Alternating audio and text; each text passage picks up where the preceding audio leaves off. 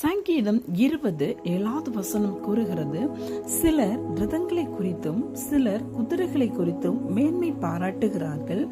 நாங்களோ எங்கள் தேவனாகிய கர்த்தருடைய நாமத்தை குறித்தே மேன்மை பாராட்டுவோம்.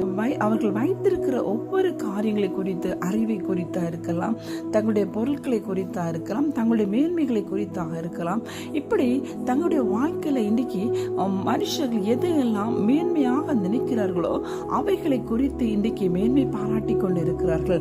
ஆனால் நீங்களும் நானும் மேன்மை பாராட்டக்கூடிய ஒன்று கர்த்தருடைய நாமத்தை மட்டும்தான். ஆமென். நம்முடைய வாழ்க்கையில எல்லாமே தேவன் தந்தது.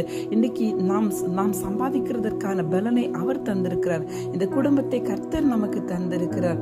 நாம் வைத்திருக்கிற எல்லாவற்றையும் தேவனே நமக்கு தந்திருக்கிற பொழுது அவைகளை குறித்து நாம் மேன்மை பாராட்டுவதற்கு ஒன்றுமில்லை. அவை எல்லாவற்றையும் தந்த தேவனை நாம் மேன்மை பாராட்டுவோம் என்றால் நம்முடைய வாழ்க்கை வெற்றியாக முடியும்.